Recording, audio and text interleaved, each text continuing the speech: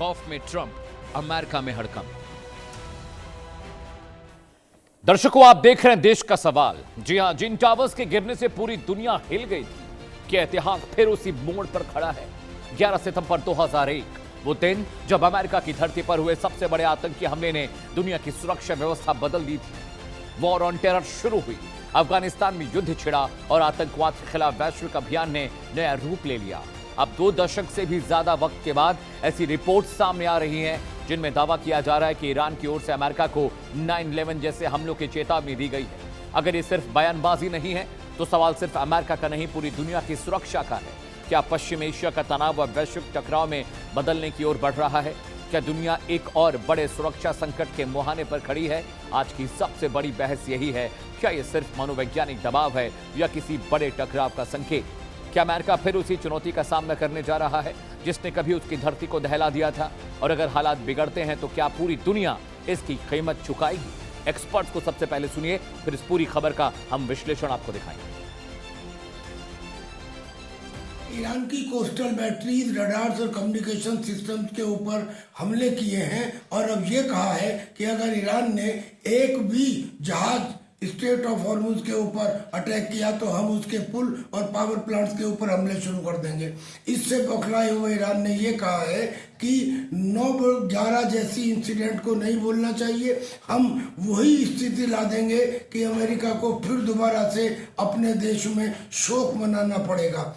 ये जो operation epic fury का मुद्दा है ईरान और अमेरिका और इजराइल के बीच में, उसमें हम ये पाएंगे कि एक तरीके से ये एक तरीके से रिडक्स है, पार्ट 2, 3, 4 है, जिसके चलते जो ग्लोबल वॉर ऑन टेरर की अवधारणा अमेरिका ने दी, प्रेसिडेंट जॉर्ज बुश ने दी 2003 में और उनके पिता ने 1991 में, वो एक बार फिर हॉन्ट करने के लिए अमेरिका को और ईरान को और पूरे विश्व को फिर से वापस आ गई है। भले ही कोई संधि हो जाए, एग्रीमेंट हो जाए, ट्रीटी हो जाए, पर मुझे नहीं लगता कि ईरान एग्रीमेंट के बाद भी पूरी तरीके से शांति बहाल रखेगा। आपने एक्सपर्ट्स को सुन लिया, अब देश का सवाल भी सुन लीजिए। जी हां, सवाल नंबर 1 आपकी स्क्रीन पर। ईरान की 9/11 हमले की चेतावनी मनोवैज्ञानिक दबाव है या अमेरिका के लिए असली बड़ा खतरा? क्या इस पर विचार अमेरिका को करना होगा? सवाल नंबर 2 दर्शकों, जिस पर हम चर्चा करेंगे, क्या अमेरिका की सुरक्षा एजेंसियां ऐसे खतरे से निपटने के लिए तैयार होंगी ही, क्योंकि 9/11 के बाद अमेरिका में सब कुछ बदल गया। सवाल नंबर 3 जिस पर हम चर्चा करेंगे, अगर 9/11 जैसा हमला हुआ तो वैश्विक सुरक्षा, ग्लोबल सिक्योरिटी पर क्या असर पड़ेगा? सवाल नंबर 4 आपकी स्क्रीन पर दर्शकों, क्या मिडिल ईस्ट का तनाव अब अमेरिका की जमीन तक पहुंच सकता है? दूरी बहुत ज्यादा है लेकिन आतंकवाद की कोई सीमा नहीं होती। सवाल नंबर 5 आपकी स्क्रीन पर, जो मैं पैनल से पूछूंगा, क्या वैश्विक आतंकवाद का खतरा फिर से सिर उठा रहा है? ये तमाम सवाल होंगे पैनल के साथ दर्शकों, लेकिन अगले 1 घंटे लगातार पूरा विश्लेषण आपके लिए लेकर आए हैं और उस विश्लेषण के बाद एक पैनल भी जुड़ेगा मेरे साथ और उस पैनल के जरिए मैं आपको पूरी डिटेल बताने जा रहा हूं कि ईरान ने जो धमकी दी अमेरिका को, आने वाले वक्त में ईरान के लिए कितनी मुश्किल होगी, या अमेरिका को अब डरकर, संभलकर और चतुराई से चलना होगा, क्योंकि अगर ये प्रॉब्लम्स होती हैं तो ये कहीं से भी अच्छा नहीं है दुनिया के लिए भी, क्योंकि ग्लोबल टेररिज्म अपनी पैठ लगातार बढ़ाता जा रहा है। ईरान से भी गेस्ट हमारे साथ जुड़ेंगे, उनसे भी हम चर्चा करेंगे। अमेरिका से भी हमारे साथ खास मेहमान होंगे, उनसे भी चर्चा करेंगे। डिफेंस सेक्टर के जानकार भी होंगे, फॉरेन एक्सपर्ट्स भी हमारे साथ होंगे, लेकिन डिटेल आपकी स्क्रीन पर आने जा रही है। ईरान ने जो अमेरिका को धमकी दी है दर्शकों, वो धमकी क्या? धमकी नंबर 1, अमेरिका में दोबारा 9/11 जैसे हमले होंगे। ये बात ईरान ने अमेरिका को धमकाते हुए कही है। अगली धमकी में क्या कहा ईरान ने, वो भी आपको बता देता हूं। उसने कहा पूरा अमेरिका राष्ट्रीय शोक में डूब जाएगा।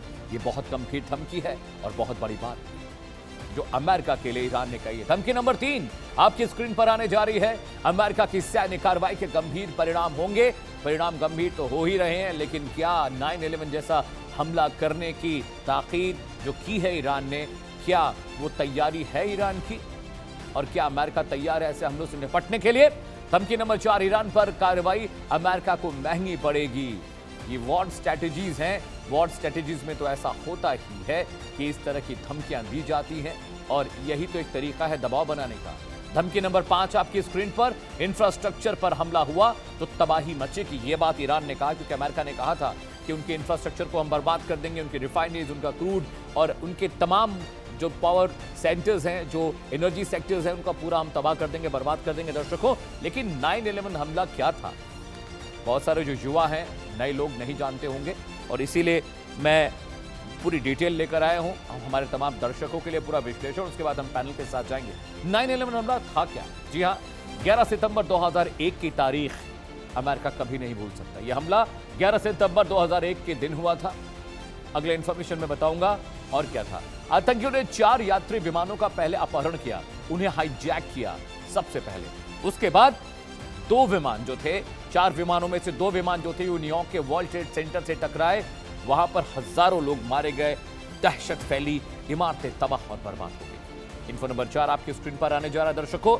एक विमान पेंटागन से टकराया, जो डिफेंस हेडक्वार्टर है अमेरिका का, जहां पर रक्षा मामलों की सारी जो बड़े फैसले होते हैं, जो उनका रिसर्च होता है डिफेंस का, पेंटागन उनका एक सैन्य मुख्यालय समझिए, वहां पर हमला हुआ। इन्फो नंबर 5 आपकी स्क्रीन पर। चौथा विमान पेंसिल्वेनिया में दुर्घटनाग्रस्त हुआ, वहां भी बहुत सारे लोग मारे गए, वहां भी बहुत सारे लोग जख्मी हुए दर्शकों। इंफॉर्मेशन नंबर 6 आपकी स्क्रीन पर। कितने लोग मारे गए? 3000 के करीब लोग मरे और उतने ही करीब बराबर जख्मी भी हुए। इसके बाद क्या हुआ? इन्फो नंबर 7 आपकी स्क्रीन पर आने जा रहा है।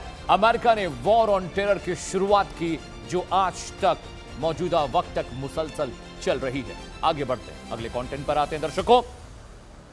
किस तरीके से अमेरिका ईरान अब जो तनाव बढ़ रहा है, टकराव की जो वजह, बड़ी वजह क्या है, वो मैं आपको बताने जा रहा हूं। जरा स्क्रीन पर देखिएगा मेरे साथ, वो डिटेल, वो कंटेंट लेकर आ रहा हूं। वजह नंबर 1, ईरान के परमाणु कार्यक्रम पर विवाद था, इसे लेकर अमेरिका ईरान में रजामंदी नहीं बनी और अमेरिका ने लगातार जो परमाणु रिएक्टर्स हैं, उनके जो सिविल प्रोग्राम्स हैं, न्यूक्लियर प्रोग्राम, वहां पर हमले हुए। वजह नंबर 2, अमेरिकी प्रतिबंध और आर्थिक दबाव की वजह से ईरान के अंदर गुस्सा बढ़ा और इसके बावजूद अमेरिका लगातार सैंक्शन लगाता रहा, लगातार ईरान पर हमले करता रहा, होर्मुज़ स्ट्रेट को लेकर भी तनाव बढ़ा। वजह नंबर 3, पश्चिम एशिया में प्रॉक्सी समूहों को लेकर टकराव हुआ। अमेरिका इजराइल ने तमाम प्रॉक्सीज के लिए कहा, चाहे वो हूती हो, हिजबुल्ला हो, उन्होंने कहा कि आप प्रॉक्सीज को फंड मत करिए, प्रॉक्सीज को हथियार मत दीजिए, आपके प्रॉक्सीज हमारे बीच एक बड़ा खतरा है। वजह नंबर 4, होर्मुज़ जो स्ट्रेट था, वहां की रणनीतिक अहमियत बहुत ज्यादा थी। अमेरिका भी वहां पर कंट्रोल करने की कोशिश कर रहा है और ईरान भी करने की कोशिश कर रहा है। एक बड़ी वजह यह भी थी। वजह नंबर 5, इजराइल ईरान तनाव में यूएस की भूमिका। इजराइल के साथ अमेरिका खड़ा है, यह सबसे बड़ा तनाव का विषय ईरान के लिए था, क्योंकि अगर सिर्फ इस जंग में इजराइल अकेला होता तो बात अलग थी, लेकिन अमेरिका के आने के बाद वॉर सिनेरियो बदल गया। आगे बढ़ते हैं। अब 9/11 जब हुआ अमेरिका में, उसके बाद अमेरिका में क्या क्या बदलाव हुए, क्या तब्दीलियां हुई, आपके स्क्रीन पर वो ग्राफिक्स है। एक्शन नंबर 1 जो अमेरिका ने लिया, वॉर ऑन टेरर की घोषणा अमेरिका ने कर दी और पूरी दुनिया में जहां भी आतंकवादी थे या होने की आशंका थी, अमेरिका ने वहां ऑपरेशन किए, चाहे अफगानिस्तान हो, चाहे बाकी मुख्तलिफ देश।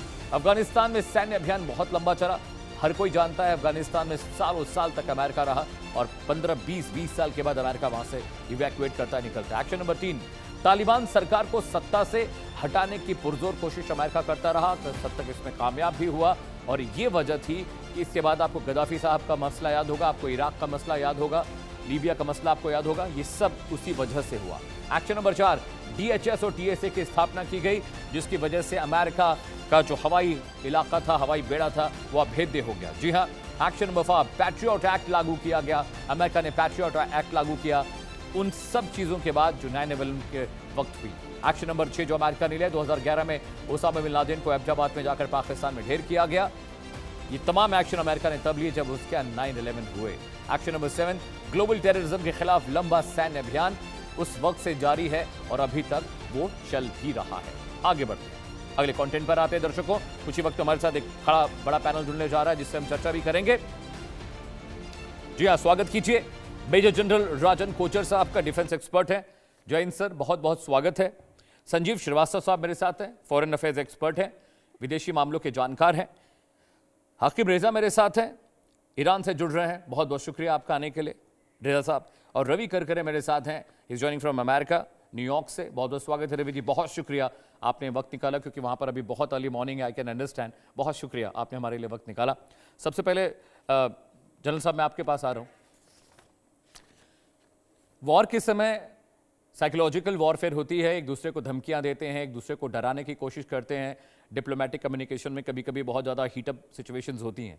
लेकिन सर 9/11 का जिक्र करना ये अमेरिका की सबसे दुखती रग थी और 9/11 के हमलों ने अमेरिका को बदल दिया। मैंने बहुत सारे फैक्टर्स गिनाए हैं, आपने सुने होंगे। ईरान ने कहा है कि 9/11 जैसे हमले अब अमेरिका पर होंगे। राष्ट्रीय शोक अमेरिका मनाने की दिशा में अब अग्रसर है, आगे बढ़ रहा है। आप इस धमकियों को कैसे रीड करते हैं, सबसे पहले बताइए सर। जय हिंद अमित, और जय हिंद मेरे फेलो पैनलिस्ट को भी। देखिए, अमेरिका ने कोई कसर नहीं छोड़ी है इस लड़ाई में। बिकॉज अगर आप एक लीडर को मार देते हैं उनके, और वो एक पॉलिटिकल लीडर ही नहीं, एक हेड ऑफ स्टेट ही नहीं, एक उनके रिलीजियस लीडर भी थे। और आपने इसको देखा जब उनकी जो फ्यूनरल हुआ, वहाँ पे करोड़ों लोगों का जमावड़ा था, और एक देश को बिल्कुल एकजुट कर दिया इस चीज़ ने।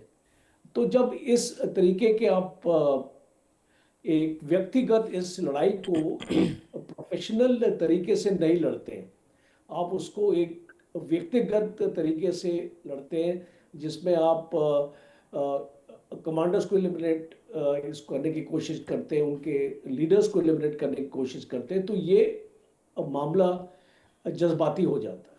और इसीलिए ये जो स्टेटमेंट्स इस तरीके की आती है, बिकॉज जो लोगों में गुस्सा है ईरान में, और मैं इस काफ़ी ईरानियन लोगों से, जर्नलिस्ट से बातचीत करता हूँ चैनल्स पर भी और पॉडकास्ट पर भी, और तो वो एक साफ जाहिर है कि इस गुस्सा बहुत है। और इसीलिए आपने देखा एक ईरान के न्यूज़पेपर ने आई थिंक 12 या 13 नामों की एक हिट लिस्ट भी निकाली थी।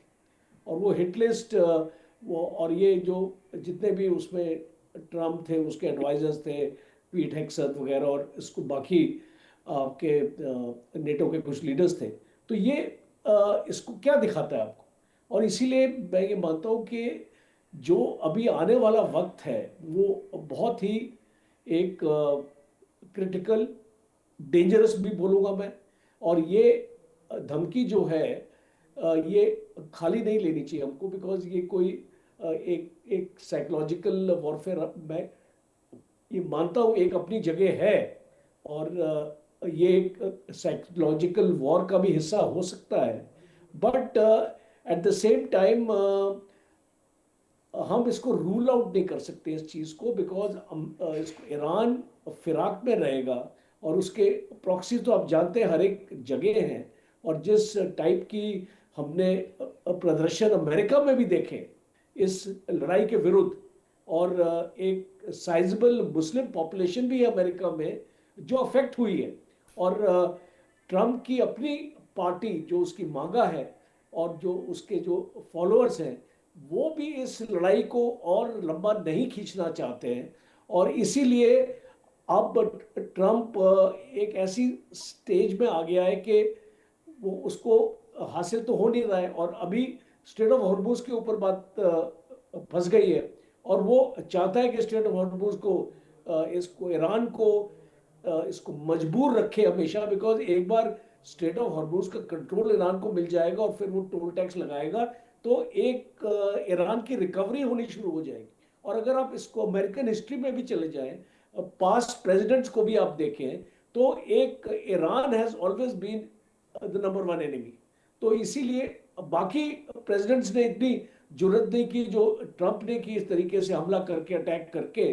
बट और वो क्यों नहीं की? क्योंकि पेंटागन ने और उनके जो एडवाइजर्स ने उनको एडवाइस किया था कि इसको ईरान के साथ कोई भी लड़ाई जीती नहीं जा सकती अनलेस आप अपने ट्रूप्स को अंदर लेके जाएं। वो पॉसिबल नहीं है यहाँ पे। जिस टाइप का टेरेन है ईरान में, और जिस टाइप का IRGC का एक 31 डिस्ट्रिक्ट्स है उनके और फैला हुआ है, एक मोज़ैक स्ट्रेटजी के साथ काम करते हैं। तो इसीलिए मुझे लगता है कि ये जो इस टाइप की थ्रेट जो आती हैं, ये अमेरिका को इसको सीरियसली लेना चाहिए, और कोई इसको नज़र अंजाम नहीं कर सकते हैं। और जो एक हमको हिस्ट्री भी बताती है कि आने वाले वक्त में आपने जो नुकसान आप ईरान का कर रहे हैं, आई थिंक लोग नहीं भूलने वाले। एक टाइम था ईरान में, इस 2-3 साल पहले की बात कर रहा हूँ, जब लोग सड़कों पे आ गए थे और प्रोटेस्ट कर रहे थे खुमैनी की इस रिजाइम के अगेंस्ट। आज वही लोग इकट्ठे हो गए, एक साथ हो गए और इसको अमेरिका ने इनको इकट्ठा कर दिया है इनके ऊपर हमला करके। Alright sir, point taken. Sanjeev sir, आपके पास मैं आ रहा हूँ। किसी देश के राष्ट्राध्यक्ष को आप मार देते हैं तो देश आपसे गुस्सा होगा, आपसे नाराज होगा और वो बदला लेगा। बट एक बहुत इंपॉर्टेंट फैक्टर ये भी है कि इन प्रॉक्सीज जो ईरान इस चीज़ को कभी ग्लोबली एक्सेप्ट नहीं करता है, लेकिन ईरान के जो प्रॉक्सीज हैं, हूती और हिजबुल्लाह जैसे आतंकवादी और हमस जैसे आतंकवादी जो थे सर, उन्होंने पूरी दुनिया में बहुत तकलीफ फैलाई है। और अब सिर्फ इसलिए कि उन प्रॉक्सीज को लेकर ईरान एक्सेप्टेंस नहीं देगा, वो प्रॉक्सी कुछ भी करते रहेंगे और ईरान पर होने वाले हमलों को गलत ठहराया जाएगा, ये भी तो नहीं होना चाहिए। लेकिन जो हमला अब तक हुआ अमेरिका पर, अमेरिका के ज़रिए या ईरान पर हुआ, अब ये जो नया ताज़ा आप देख रहे हैं जो धमकी मिली है, मुझे नहीं लगता सर कि Iran, may be I am wrong, मुझे नहीं लगता कि ईरान 9/11 जैसा हमला अमेरिका पर कर सकता है। आपको क्या लगता है? देखिए अमित जी, सबसे पहले तो मैं ये कहूँगा कि आतंकवाद की जो चुनौती है वो पूरी मानवता के समक्ष आज भी एक बहुत बड़ी चुनौती है। और आतंकवाद को पराजित करना, आतंकवादी विचारधारा को पराजित करना, ये आज सभी राष्ट्रों को, सभी जिम्मेदार राष्ट्रों को, लोकतांत्रिक राष्ट्रों को और ऐसे सभी राष्ट्र जो विश्व में शांति, सुरक्षा, स्थिरता और संपन्नता देखना चाहते हैं, एक रूल्स बेस्ड ऑर्डर देखना चाहते हैं, सभी को आतंकवाद की इस चुनौती को गंभीरता के साथ लेना होगा। मैं ये मानता हूं कि ईरान आतंकवाद को अपने इंस्ट्रूमेंट ऑफ स्टेट पॉलिसी के तौर पर और आतंकियों को स्ट्रेटेजिक असेट के रूप में इस्तेमाल करने वाला सबसे बड़ा राष्ट्र है। और ईरान की जो IRGC है उसमें जो एक कुछ फोर्सेस हैं जिसका कि काम ही यही है कि उनके जो टेरर प्रॉक्सीज हैं, चाहे वो हमास हो, हिजबुल्लाह हो, हूती हो या इराक और सीरिया में ऑपरेट कर रहे अन्य छोटे बड़े आतंकी संगठन हो, सभी के साथ वो कोऑर्डिनेशन करने का कार्य करते हैं। आतंकवाद को ईरान लगातार, जो ईरान की जो इस्लामिक रिजीम है वो हमेशा से अपनी एक स्टेट पॉलिसी के तौर पर इस्तेमाल करती रही है। और संभव है कि उसने पाकिस्तान को भी एक रास्ता दिखाया और पाकिस्तान ने भी इसी तरीके की पॉलिसी का इस्तेमाल करते हुए भारत के खिलाफ भी बड़ी साजिशें रची, भारत को क्षति पहुंचाई और पूरे विश्व को क्षति पहुंचाई। तो ये जो आतंकवाद का जो दानव है, जो आतंकवाद का ये जो एक भस्मासुर है, वो जाहिर है कि उन राष्ट्रों के लिए तो खतरे पैदा करेगा ही, जैसा कि आप पाकिस्तान में आप देख रहे हैं, लेकिन इसने पूरे विश्व को भी जलाने का कार्य किया है। यूनाइटेड स्टेट्स ऑफ अमेरिका के ऊपर विश्व का सबसे बड़ा आतंकवादी हमला किया गया था। और ये जो आतंकवाद के संदर्भ में एक बात मैं और भी अमित जी कहना चाहता हूं कि आतंकवाद के जो खात्मे के लिए उसके ऊपर एक काइनेटिक एक्शन, मिलिट्री एक्शन तो लिया ही जाना चाहिए, लिया भी गया है। जब यूनाइटेड स्टेट्स ऑफ अमेरिका के ऊपर 9/11 का हमला हुआ तो उसके बाद यूनाइटेड स्टेट्स ऑफ अमेरिका ने जो ओसामा बिन लादेन को शरण दिए हुआ उस समय की तालिबान की रिजीम थी अफगानिस्तान में, उसको नेस्तनाबूद किया, उस रिजीम को हटा दिया। और उसके बाद भी अमेरिका का जो एक्शन है, जैसा कि आपने अपने ग्राफिक्स में बड़े ही शानदार तरीके से बताया कि क्या क्या बड़े एक्शन अमेरिका ने 9/11 के बाद लिए, डोमेस्टिक लेवल पर भी और इंटरनेशनल लेवल पर भी, चाहे वो अल-कायदा हो, चाहे वो ISIS हो, चाहे वो जितने भी अन्य ऐसे छोटे बड़े आतंकी संगठन, उनके खिलाफ जो अमेरिका के अंदर जो हम लोग के लिए जिम्मेदार थे या अमेरिका के खिलाफ कई साजिश रच रहे थे, उनको अमेरिका ने लगातार जो है टारगेट किया, उनको समाप्त किया। और यूनाइटेड स्टेट्स ऑफ अमेरिका की आतंकवाद के संदर्भ में जो पॉलिसी है वो जीरो टॉलरेंस की तो है ही, लेकिन साथ ही साथ अमेरिका की एक पॉलिसी और भी है जिसमें वो कहता है कि we will never forget and we will never forgive. और अमेरिका के अंदर अगर किसी ने आतंकवादी हमला कर दिया तो अमेरिका उसे छोड़ता नहीं है, चाहे उसके लिए 10 वर्ष का समय लग जाए, जो कि वो